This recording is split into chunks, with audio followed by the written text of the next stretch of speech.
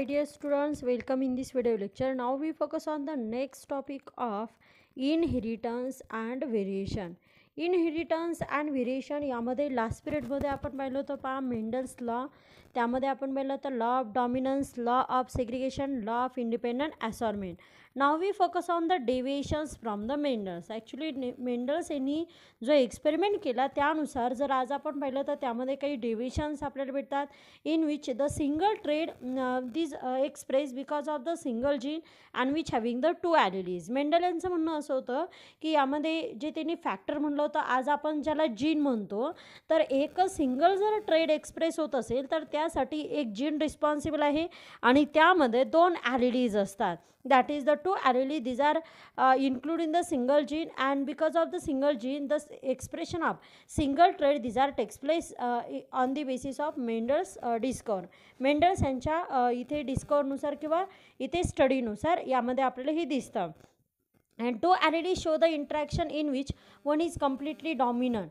यामध्ये त्यांनी सांगितलं होतं की F1मध्ये ज्यावेळेस त्यांना दोन ॲलिलीज मिळाल्या तर त्या दोन ॲलिलीजमध्ये जे इंट्रॅक्शन आहे in which the only one this are express, एकच यामध्ये एक्सप्रेस होते and this are completely dominant. We can see in the Mendel's experiment and factor for different traits present on a different chromosome and because of that assort independently.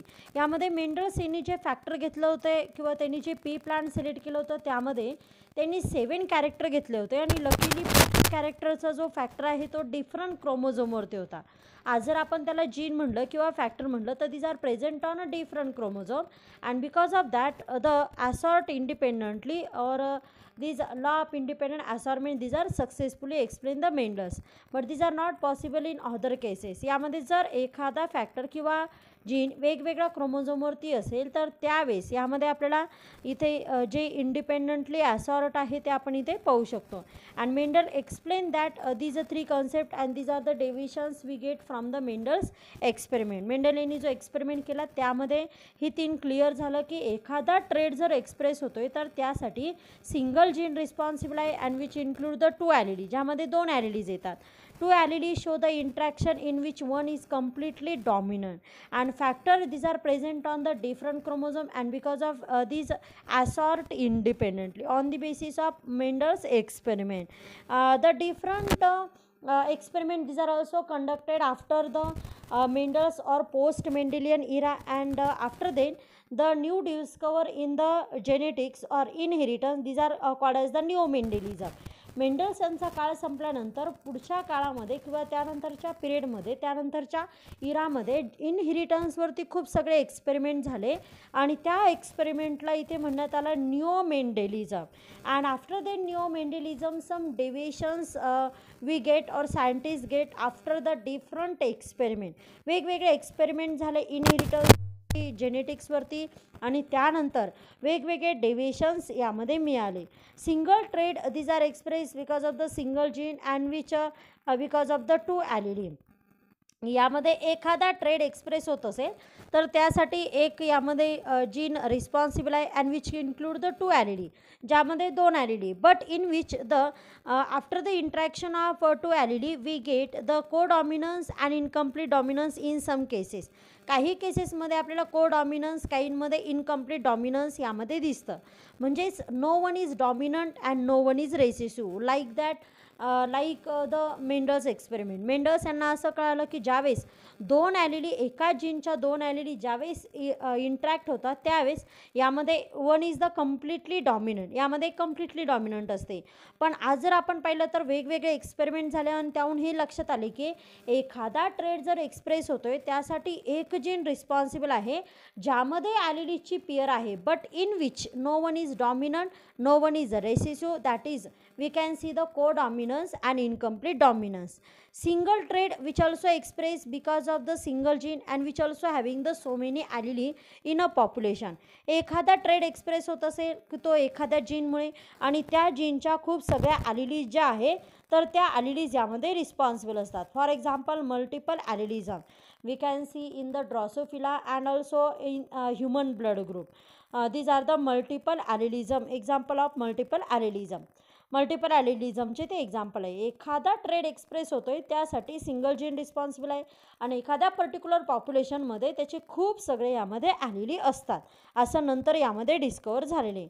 Single trait also in some cases express and in which more than the one gene. These are also participate and which having the example polygenic interaction and showing the different expression and we also see in epistasis interaction or cumulative additive effect. These are the example of the deviations of neo-Mendelism. मेंडलच्या काळानंतर यामध्ये असंही लक्षात आलं की एखादा trade जर express होत असेल तर त्यासाठी दोन किंवा एक किंवा एकापेक्षा जास्त यामध्ये जे जीन आहे त्यांचं इंट्रॅक्शन होऊन यामध्ये एक्सप्रेशन होतं, त्याला म्हणायचे polygenic inheritance.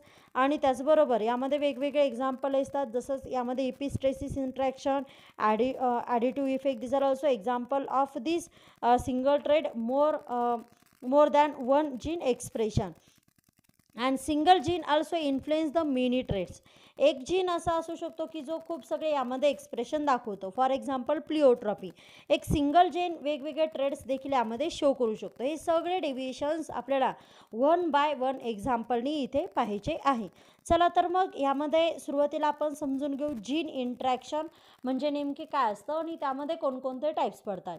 Gene interaction that means gene means what the segment of DNA. Actually chromosome, these are made up from the DNA and small segment of DNA or chromosome which express that is called as the gene. And this gene, these are interact with each other and because of a particular phenotype expression we can see in living organism. सजीवांमध्ये आपल्याला जी phenotype दिसते म्हणजे काय की आपल्याला morphological expression दिसते आणि ते जीनमुळे दिसते. आणि ते जे जीन आहे किंवा जे ॲलिलीज आहे त्यांच्यामध्ये जे इंट्रॅक्शन होतं त्याचे दोन टाईप महत्त्वाचे पडतात. त्यामध्ये पहिला आपल्याला पाहिजे आहे intragenic or inter allelic interaction between the allele. Because of this is called as the inter allelic. याला इंटर ॲलिलिक इंट्रॅक्शन असं यामुळे म्हणतात कारण हे ॲलिलीच्या बिटवीन असतं. आणि याला इंट्राजेनिक यामुळे म्हणतात कारण ते एका जीनमध्ये म्हणजे एका जीनमध्ये जेवढ्या पण ॲलिलीज आहे त्यांच्यामध्ये इंट्रॅक्शन होऊन यामध्ये फिनोटायपिक एक्सप्रेशन आपल्याला दिसतं. This interaction occurs between the allele of a same gene. एका जीनच्या ॲलिलीज जेवढ्या त्या पॉप्युलेशनमध्ये प्रेझेंट आहे त्यांच्यामध्ये इंट्रॅक्शन होतं आणि त्यानुसार यामध्ये फिनोटिपिक एक्सप्रेशन दिसतं.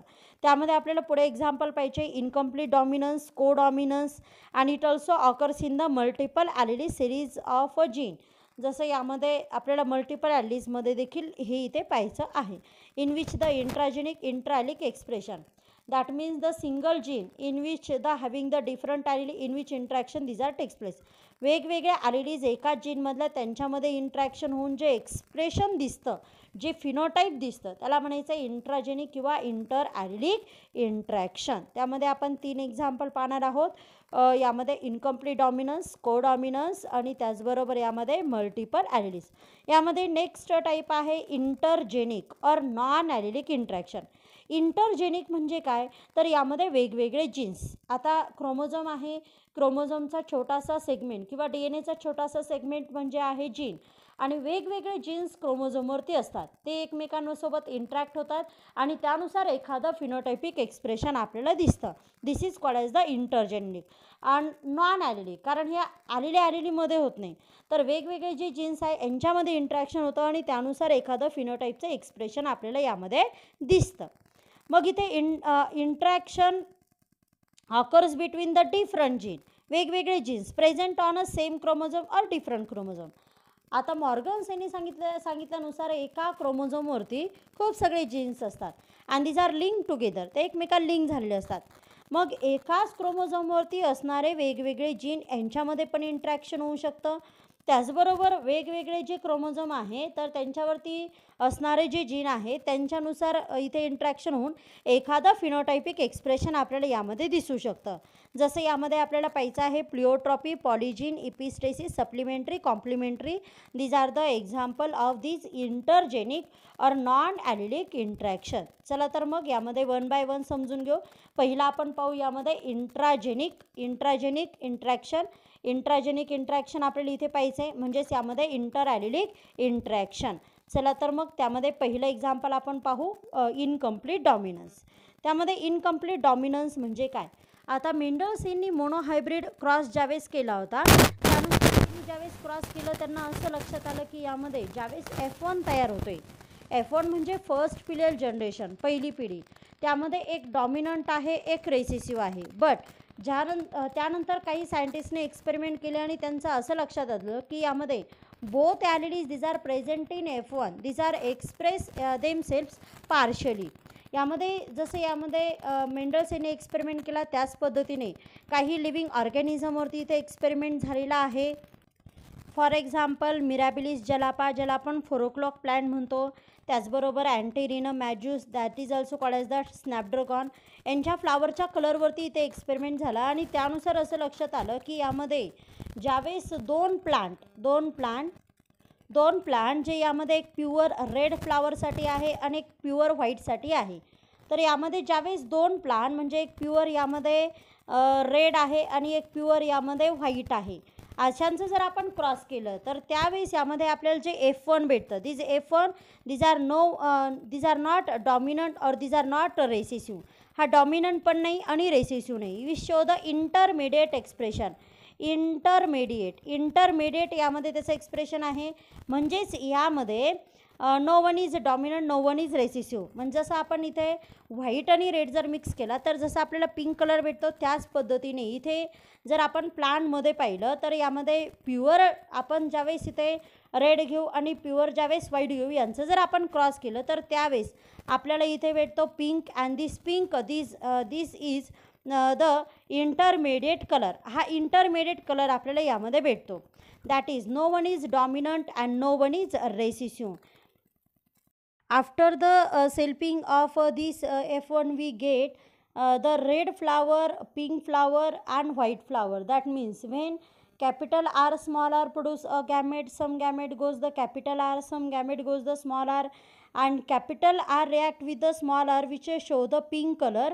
Capital R with capital R we show the red color and small r with each other this show the white color. यामध्ये ज्यावेळेस कॅपिटल आर सोबत येईल त्यावेळेस कलर असणार आहे रेड, त्याचबरोबर कॅपिटल आर स्मॉल आर हे असणार आहे पिंक, आणि त्याचबरोबर यामध्ये स्मॉल आर ही यामध्ये कलर शो करणार आहे white. In this case the both phenotype ratio and genotype ratio these are same. यामध्ये फिनोटाईप आणि जिनोटाईप रेशो दोन्ही सेम असणार आहे. फिनोटाईप रेशो भेटेल red is to pink is to white and these are 1:2 1:1. And in this case the genotype ratio we get capital R with capital R small r with small r, and this ratio these are 1:2 1:1. And in this case the both ratio, that is the phenotype ratio and genotype ratio, these are the same. In this case that means in incomplete dominance. Now we focus on the codominance in which same that the incomplete dominance, the F1 when two pure parents, these are cross with each other which produce the new offspring in F1 generation. In this case the both alleles these are express themselves equally. म्हणजे दोन्हीही equal यामध्ये express होतात F1 हायब्रिडमध्ये. मग इथे दोन्हीही ॲलिली ज्या हायब्रिडमध्ये आहे दोन वेगवेगळ्या हायब्रिड म्हणजे काय की ज्यामध्ये दोन वेगवेगळ्या ॲलिली आहे, दोन्हीही वेगवेगळ्या ॲलिली असून यामध्ये त्या एक्सप्रेस होतात.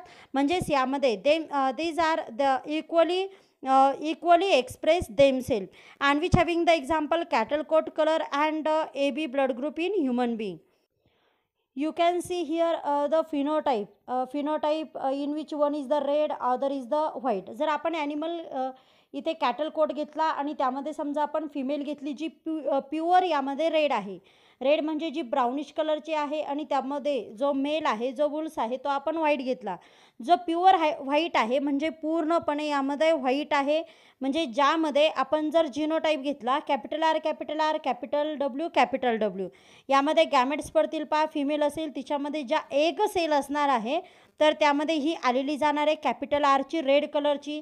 त्यानंतर जो बैल असणार आहे ज्यामध्ये स्पर्म फॉर्म होणार आहे त्यामध्ये डब्ल्यू जाणार आहे, म्हणजेच यामध्ये व्हाईट कलरची आलेली जाणार आहे. मग ज्यावेळेस यांच्यामध्ये फर्टिलायझेशन होईल म्हणजे ज्यावेळेस यांचं मीटिंग होईल त्यावेळेस यामध्ये मेल आणि फिमेल गॅमेट म्हणजे आर आणि डब्ल्यू एकत्र येईल, and in which we can see the appearance of both और एक्सप्रेशन ऑफ बोथ कलर. दोन्ही यामध्ये कलर तुम्हाला दिसत आहेत पहा. यामध्ये both colour we can see in F1 hybrid. F1 हायब्रिडमध्ये असणारे कॅपिटल आर आणि W, both these are express equally themself. दोन्ही यामध्ये इंडिपेंडंटली यामध्ये एक्सप्रेस होणार आहे. And this show the both colour ॲपेरन्स and this is called as the roan. त्याला इथे म्हणायचं आहे roan. And when we selfing this roan, जर आपण यामध्ये दोन रोन घेतले, म्हणजे एक मेल घेतला की जो यामध्ये रेड आणि त्याचबरोबर व्हाईट कलरचा आहे, आणि अशी फिमेल घेतली की जी रेड आणि व्हाईट म्हणजे यामध्ये रोन आहे, मिक्स कलरची आहे. मग यांच्यामध्ये दोन टाईपचे गॅमेट फॉर्म होतील. ह्या मेलमध्ये देखील दोन वेगवेगळ्या प्रकारचे स्पर्म तयार होतील. मग ज्यावेळेस इथे कॅपिटल आरचं फ्युजन होणार आहे ह्या मेलच्या कॅपिटल आरसोबत, त्यावेळेस नवीन जे ऑफस्प्रिंग असणार आहे ते कम्प्लिटली यामध्ये प्युअर यामध्ये रेड मिळणार आहे. त्याचबरोबर ही जी फिमेल आहे तिचं डब्ल्यू आणि हा मेल याचं आर एकत्र आलं तर यामध्ये RW एकत्र येणार आहे. त्यावेळेस ही अशा पद्धतीने दोन्हीही कलर ॲपेरन्स आपल्याला दिसणार आहे. किंवा यामध्ये एकाचं आर आलं आणि दुसऱ्याचं डब्ल्यू, म्हणजे फिमेलचं आर आलं मेलचं डब्ल्यू आलं, त्यावेळेस देखील असं आपल्याला रोन दिसणार आहे. आणि ज्यावेळेस फिमेलमधलं डब्ल्यू आणि मेलमधलं डब्ल्यू म्हणजेच यामध्ये व्हाईट कलरसाठी असणारी जी आलेली आहे ती जर एकत्र आली तर त्यामध्ये कम्प्लिटली ॲपेरन्स यामध्ये व्हाईट असणार आहे. अशा पद्धतीने आपल्याला जी F2 भेटणार आहे त्या F2मध्ये आपल्याला पहा काय भेटणार आहे, capital R capital R capital R W and WW we get in F2 generation. That is we get the three kinds of genotype. Genotype आपल्याला 3 काइंडचे भेटणार आहे. and we also get the 3 kinds of phenotype. यामध्ये like incomplete dominance सारखं आपल्याला यामध्ये पहा जिनोटाईप आणि phenotype 3 काइंड्सचे मिळणार आहे. काइंड्स म्हणजे प्रकार, 3 प्रकारचे भेटणार आहे. मग यामध्ये पहा फिनोटाईप असणार आहे रेड, त्याचबरोबर जसं इनकम्प्लीट डॉमिनन्समध्ये होतं पिंक तसं यामध्ये असणार आहे रोन. इथे आपल्याला भेटणार आहे रेड 1, F2मध्ये रेड भेटणार आहे 1, रोन भेटणार आहे 2, व्हाईट भेटणार आहे 1. That is the ratio. These are 1:2:1. and we get the same ratio, that is the genotype ratio, capital R capital RW and WW. These are also 1:2:1.